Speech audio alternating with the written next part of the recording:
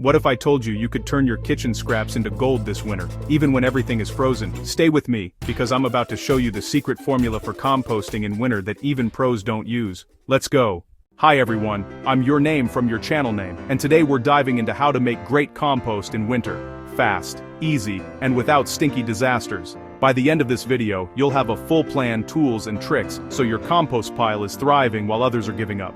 Also, we've got a bonus at the end that you won't want to miss, so stick around.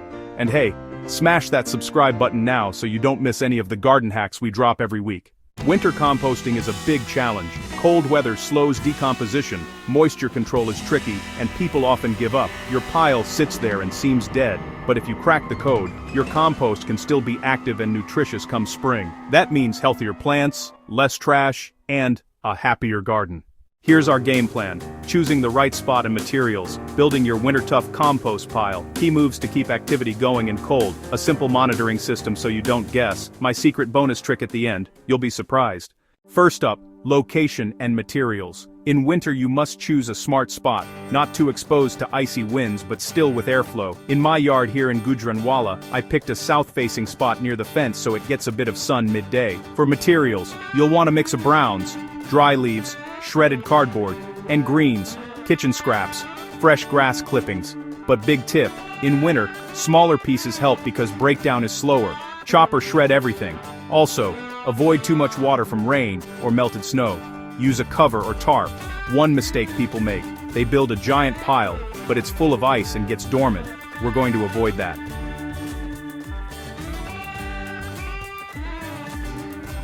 Step by step. Step A. Gather, 30% greens, 70% browns, winter lean to browns. Step B, shred the browns and chop the greens into handful-sized pieces. Step C, layer them in your bin, brown, green, like a lasagna. This layering gives air, structure, and prevents sogginess.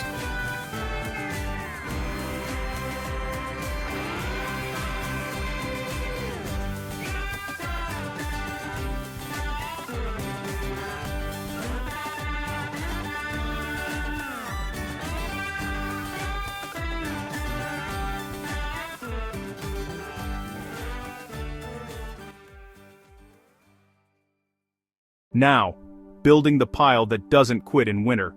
Here's how. At the bottom, place a base of coarse browns, twigs, straw, about 10 centimeters thick. This gives drainage. Then alternate your layers. 5 centimeter green, 10 centimeter brown, press lightly but don't compact too much. After building about 60 centimeters high, insulate the pile. Put extra dry leaves or straw around the sides and top.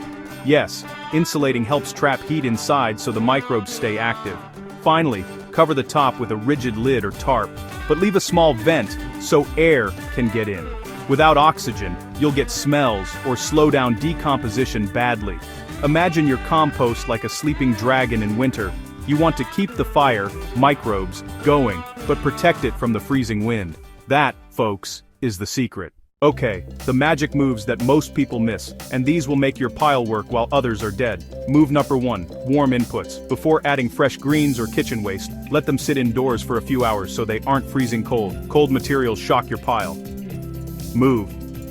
Number 2, turn at the right moment. Instead of every day, which is almost impossible in winter, aim for once every 10 to 14 days. Use a fork, mix from bottom up. That reintroduces air, breaks up chilled zones, and reactivates heat. Move. Number 3. Add activator. Use a handful of finished compost or garden soil to seed the pile with live microbes, or you can use a bit of alfalfa meal or blood meal, but don't overdo nitrogen. Winter is about balance. Move number 4. Monitor heat and moisture. Use the hand test. Stick hand into the pile about 15 centimeters in and see if it's warm, not hot, and slightly damp, not soggy. If it's cold and wet, add more browns and fluff it up. If it's warm but dry, add shredded kitchen waste, plus a little water. Keep it like a damp sponge, not a puddle.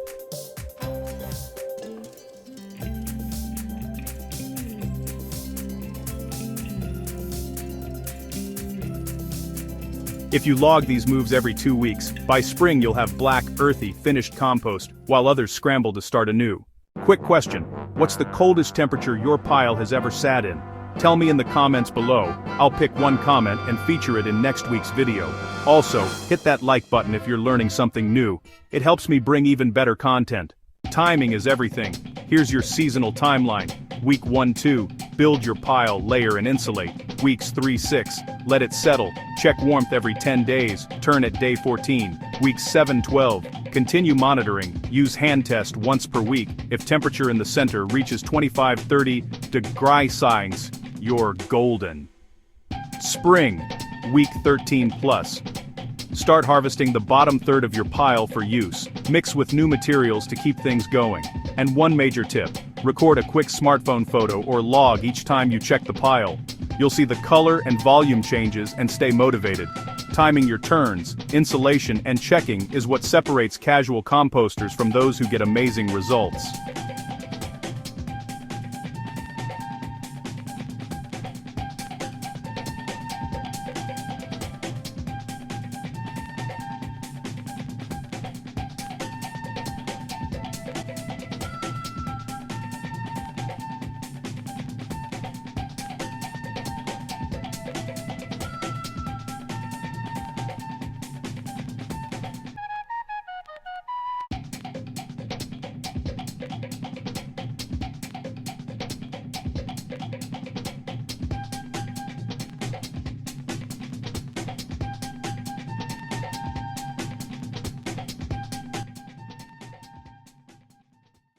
Alright, here's the bonus secret that many gardeners don't know.